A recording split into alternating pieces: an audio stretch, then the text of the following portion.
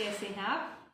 आज हम पढ़ने वाले हैं जंतुओं में पोषण से संबंधित अगला भाग, जिसमें हम घास खाने वाले जंतु यानी शाकाहारी जंतुओं की पाचन प्रणाली और एककोषीय जीव जैसे अमीबा, उसमें किस प्रकार से पाचन होता है, क्या प्रक्रिया अपनाई जाती है, इससे संबंधित हम आज अपने पाठ में सीखेंगे। तो शुरू करते हैं अपना आज का पाठ। तो बच्चों, हमने पहले जो पढ़ा है वो किसके बारे में? मानव पाचन तंत्र के विषय में हम पहले पढ़ चुके हैं। आज जो हम पढ़ने वाले हैं वह हम पढ़ेंगे घास खाने वाले जंतुओं के विषय में, यानी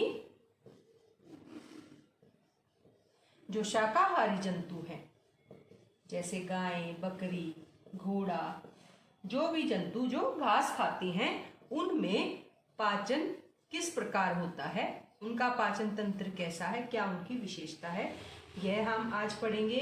साथ ही हम पढ़ेंगे एक कोशीय जीव जैसे अमीबा, उनमें किस प्रकार से पाचन प्रणाली होती है। तो अमीबा में संभरण और पाचन आज के अपने ये दो विषय हैं जिनको हम आज सीखेंगे।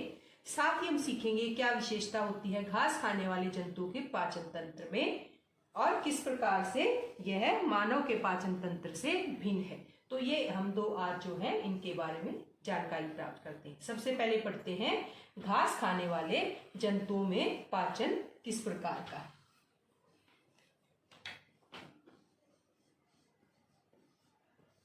घास खाने वाले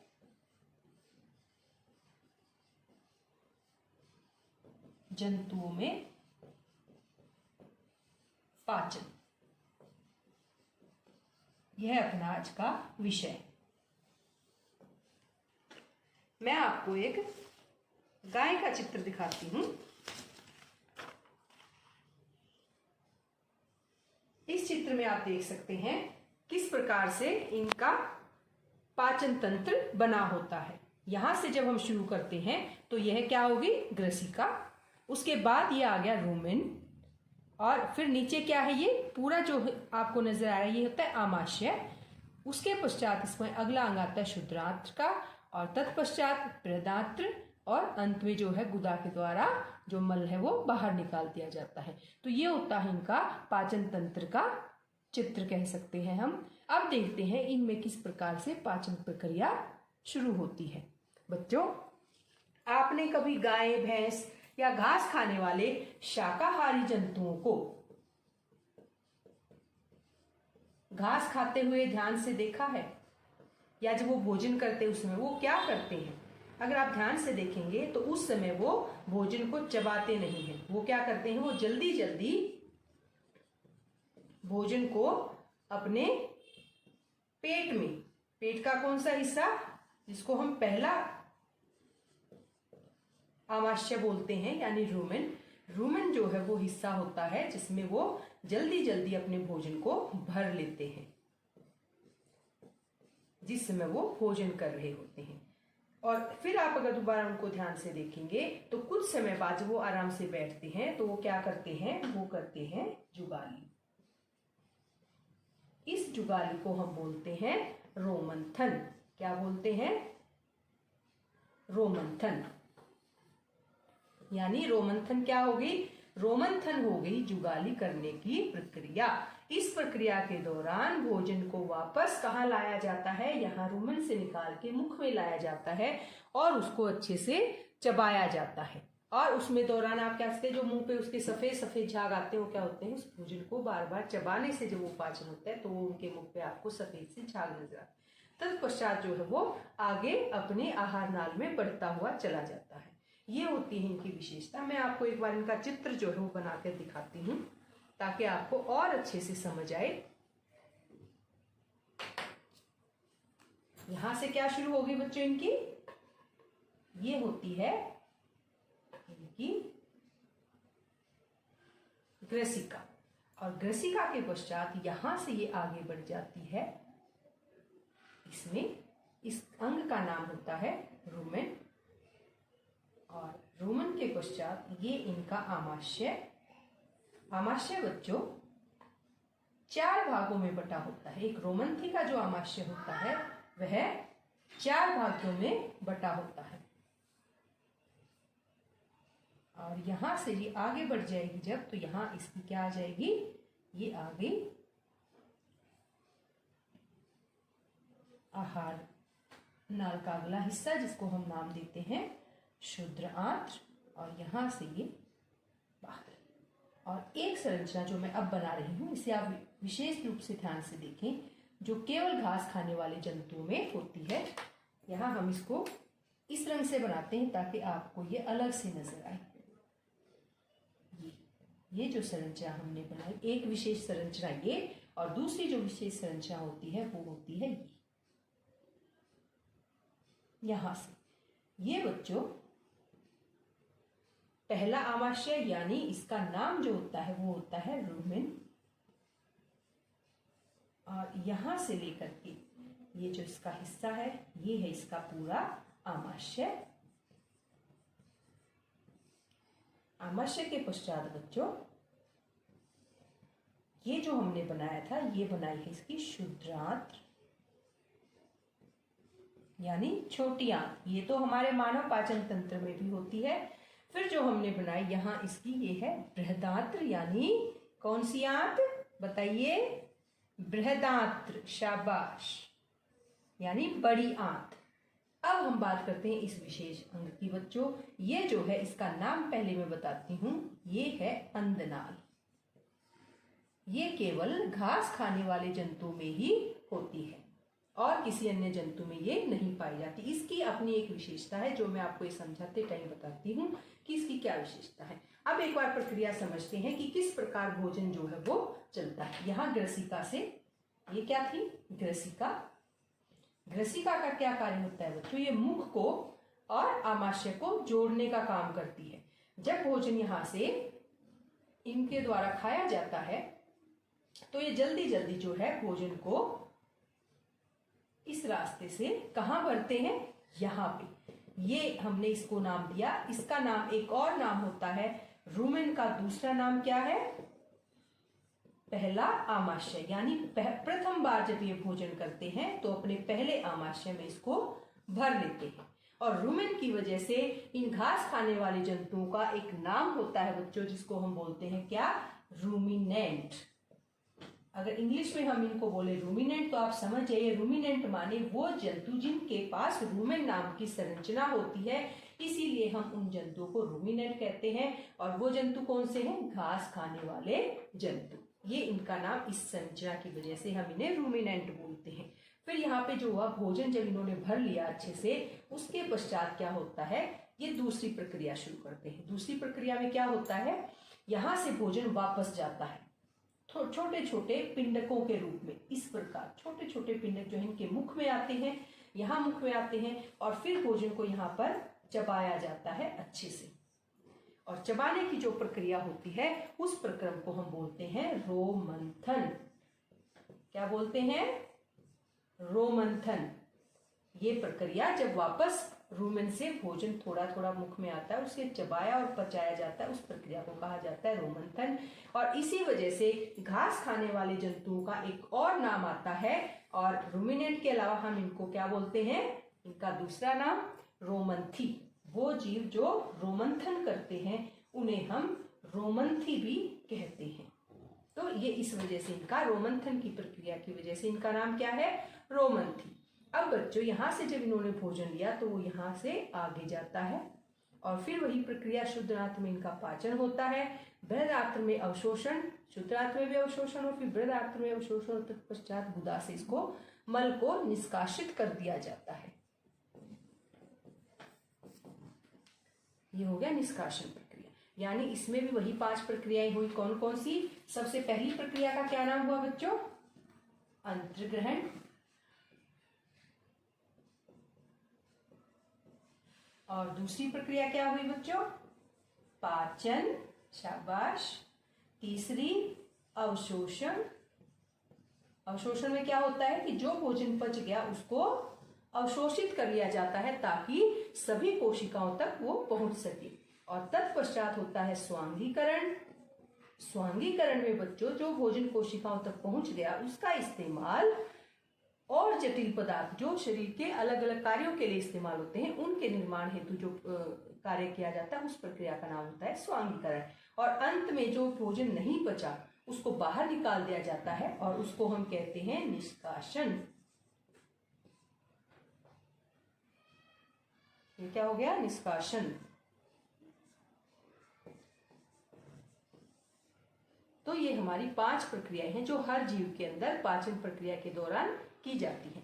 अब बच्चों एक प्रश्न आता है कि क्या ये जब सारी 5 प्रक्रियाएं हैं तो फिर मानव और घास खाने वाले जंतुओं में क्या अंतर हुआ? क्यों हम इसको अलग से वही 5 प्रक्रिया हुई, इन्होंने भी पाचन किया। बच्चों ये एक मैंने अंग का नाम आपको बताया था, इसका नाम क्या है? अंधनाल। अंधनाल में क्या है? इससे पहले एक प्रश्न है जिसका जवाब आप सोचिए और मैं बताती हूँ, उसके उत्तर आप वहां से भी प्राप्त कर सकते हैं। कि मानव पाचन तंत्र में जब पाचन होता है तो क्या मानव घास को पचा सकता है? जवाब क्या होगा? नहीं पचा सकता। मानव घास को नहीं पचा सकता। क्यों नहीं पचा सकता? यह प्रश्न है। इसके लिए हमें इस अंग की विशेषता को समझना होगा जो किसके पास है? घास खाने वाले जंतुओं के पास उपलब्ध है और मानव के पास या अन्य जंतुओं के पास ये उपलब्ध नहीं है। तो ये अंधनाल क्या है बच्चों? इसके लिए हम क्या कहते हैं? अंधनाल जो एक संरचना है वो आमाशय और शुद्रांत के बीच में स्थित है। पहली तो इसकी ये क्या होगी? इसकी स्थिति की कहाँ स्थित है। दूसरा ये हमने जो बनाए अंधनाल के अंदर विशेष प्रकार के जीवाणु होते हैं। क्या होते हैं? इसमें विशेष प्रकार के जीवाणु होते हैं जो क्या करते हैं? घास के अंदर जो भोजन ये घास खाने वाले जंतु करते हैं उस घास के अंदर एक विशेष प्रकार का कार्बोहाइड्रेट होता है जिसका नाम होता है सेलुलोस।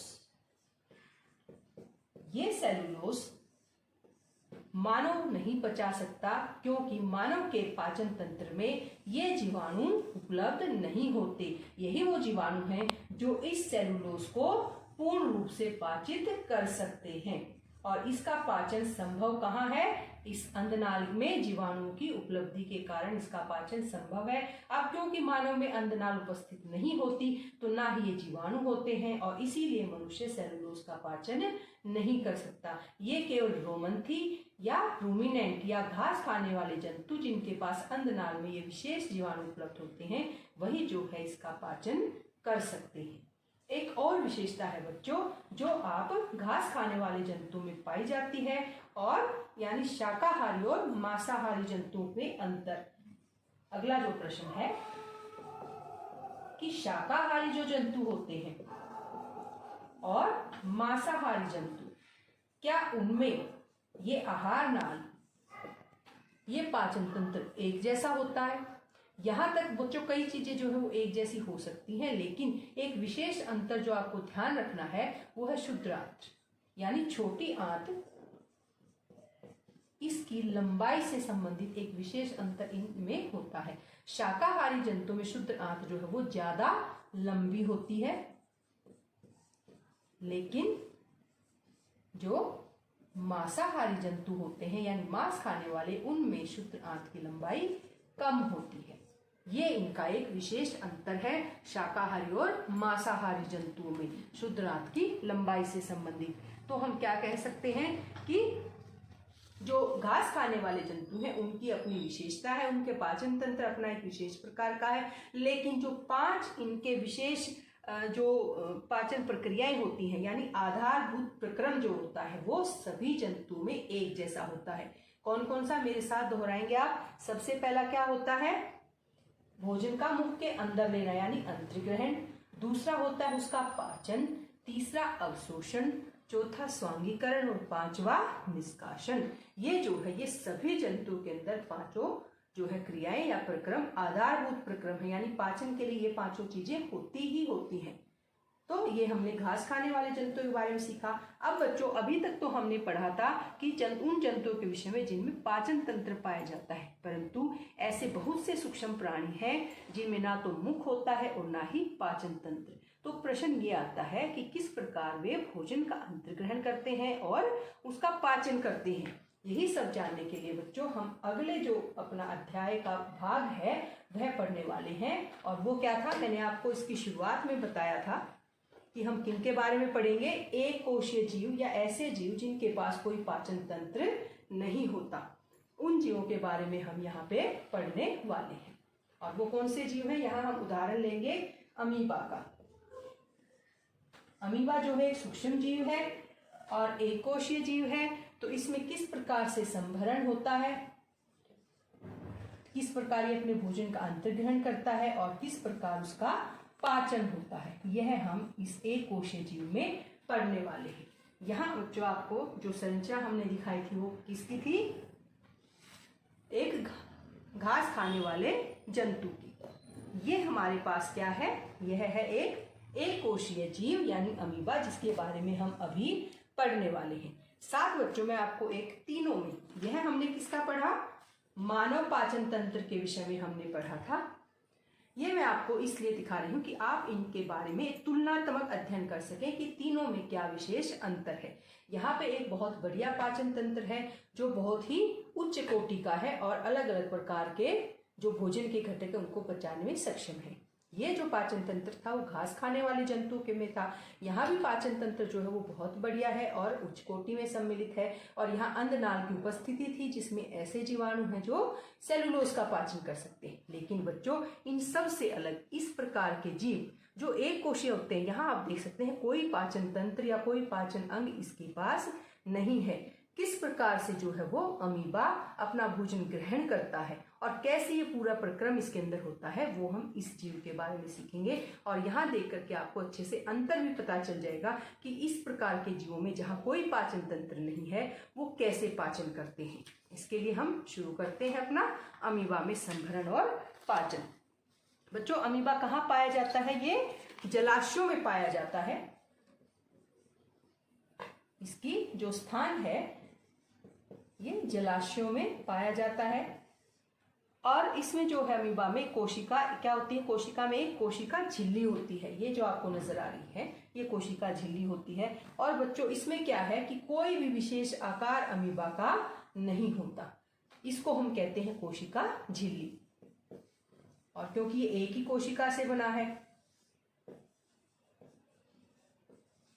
तो ये एक कोशीय जीव कहलाता है। अब इस कोशिका झिल्ली में क्या है, एक गोल जो है वो सघन केंद्रक होता है। ये जो हमने बना दिया गोल और पूरा घना जो है ये इसका क्या हो गया, ये है इसका केंद्रक।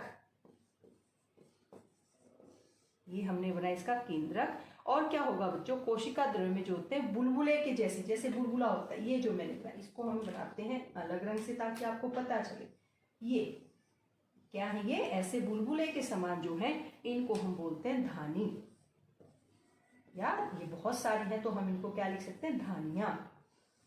तो ये इसकी धानियां है बच्चों। इसमें क्या है, अमीबा क्या करता है, इसकी एक विशेषता और बताती हूँ। अमीबा अपने आकार यानी शक्ल को निरंतर बदलता रहता है। जैसे ही ये आगे बढ़ेगा इधर उधर जहां भी जाएगा आप इस तरीके से भी इसको बना सकते हैं। इसका कोई भी निश्चित आकार नहीं, तो ये अपने आकार को निरंतर बदलता रहता है। यह एक या अधिक अंगुली के समान प्रवर्ध निकालता है। ये मैं आपको एक विशेष बात बता रही हूँ, अमीबा से संबंधित क्या करता है, ये एक या एक से अधिक उंगली के समान प्रवर्ध कैसे निकालता है, जैसे ये होगी, ये यहां से भी ऐसे निकाल सकता है। तो ये उंगली के समान जो है ये प्रवर्ध निकालता है और इस प्रकार से ये ऐसे जो है ये बना सकता है। इनको हम बोलते हैं क्या, पादाब, इन विशेष संरचनाओं का। और ये इसके लिए अत्यंत लाभकारी है। इनका क्या नाम है, ये है इसके पादाब। और ये कहीं से भी निकल सकते हैं, ये यहां से भी निकल सकते हैं, ये यहां से इस प्रकार से भी यहां से इनको ये निकाल सकता है। तो ये इसके शरीर की विशेषता है जो इसके लिए बहुत फायदेमंद है और इसके जीवन को चलाने के लिए ये अति आवश्यक है। और पादाब का मतलब मैं आपको बता दूं, पादाब माने कृत्रिम, माने नकली, कृत्रिम पाव, पादाब क्या है इसके? कृत्रिम यानी नकली पाँव है। और इसका क्या कार्य होता है? पादाप का कार्य अगर आपसे पूछा जाए, ये प्रश्न काफी महत्वपूर्ण है बच्चों, आप सोच के बताइए मुझे पादाप का क्या कार्य हो सकता है। मैं बताती हूँ। पादाप जो है इनको गति देने यानी चलने में सहायक होता है, और साथ ही एक अति महत्वपूर्ण कार्य करता है इसका। वो कौन सा है? कि जब इसको भोजन जो है पकड़ना होता है, तो भोजन के पकड़ने में कौन सहायक है? यही विशेष संरचना, जिसका नाम हमने क्या दिया?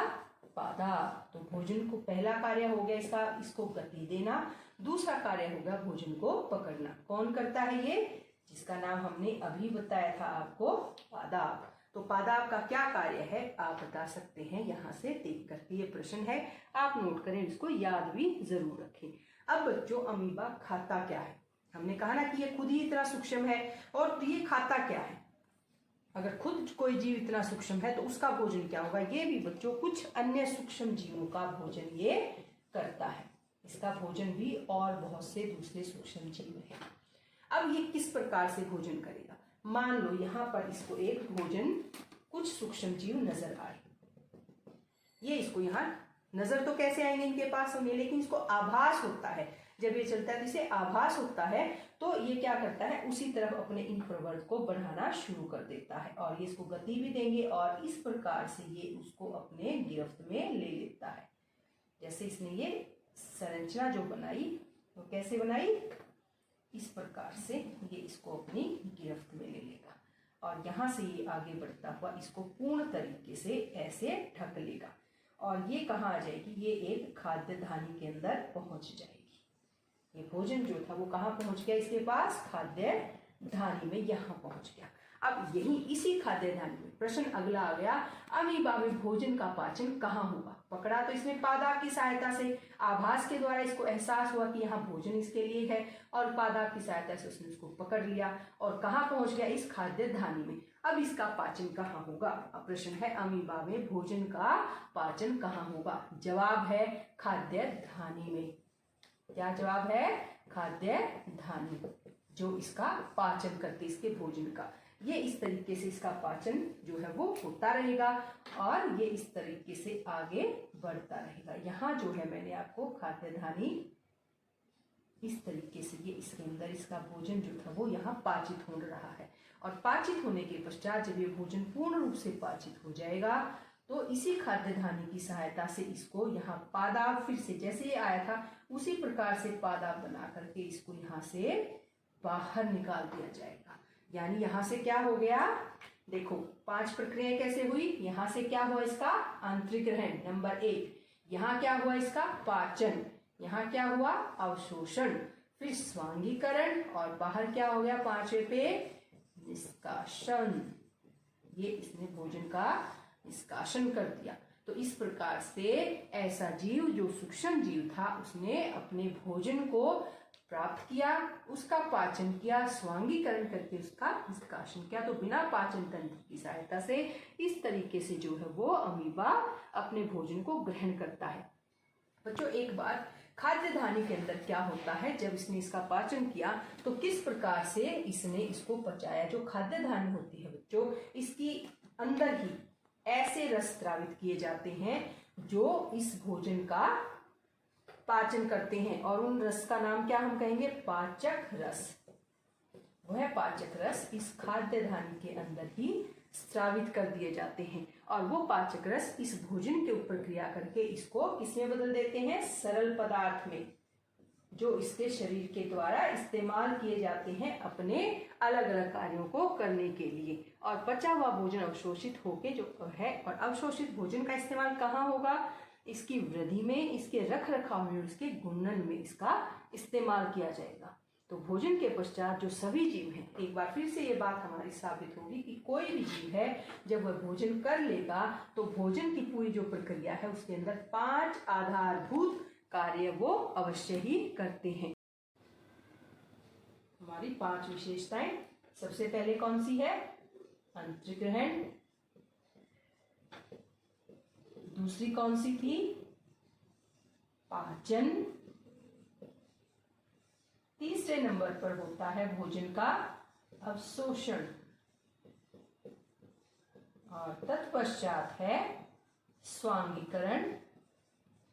ये बच्चों आप अच्छे से याद कर लें कि 5 आधारभूत प्रक्रम कौन से हैं जो हर पाचन तंत्र में पालन किए जाते हैं।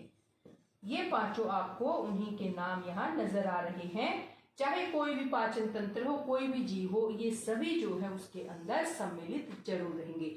यहाँ भोजन का अंदर ग्रहण करना, पाचन होना, कोशिकाओं द्वारा उसका जो रक्त वाहिनियां होती हैं उनके द्वारा उसका अवशोषण करना पाचित भोजन का, और कोशिकाओं द्वारा उस पाचित भोजन का अलग अलग कार्यों में करने के लिए, उसका जटिल पदार्थों को बनाने के लिए उसका इस्तेमाल करना स्वांगीकरण, और अपचे भोजन को शरीर से बाहर निकालना निष्कासन। ये पांचों आधारभूत संरचनाएं जो हमें याद रखनी है अलग अलग जीवों के बारे में। तो इस पाठ में हमने क्या क्या पढ़ा, किनके बारे में?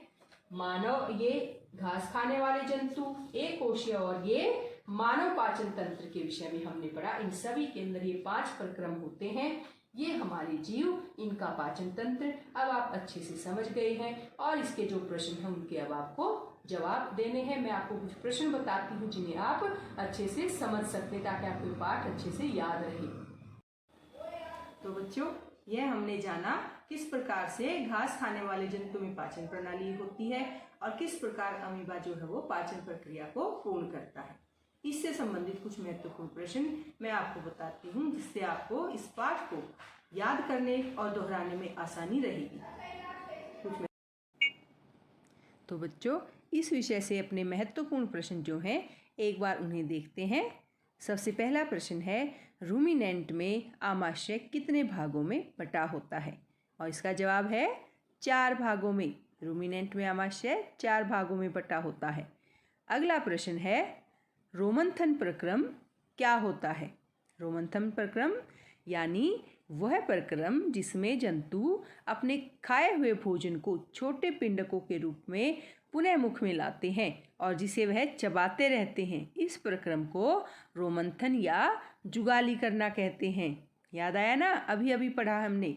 और तीसरा प्रश्न है, घास में कौन से कार्बोहाइड्रेट की प्रचुरता होती है? ये तो आप ही जवाब देंगे, बताइए। शाबाश, घास में सेलुलोस नामक कार्बोहाइड्रेट की प्रचुरता होती है। आप तो बड़ी जल्दी सीख जाते हो। अगला प्रश्न है, मनुष्य मवेशियों की तरह सेलुलोस को क्यों नहीं पचा सकता? तो इसके लिए आप क्या जवाब लिखेंगे? जी लिखिए, शाबाश।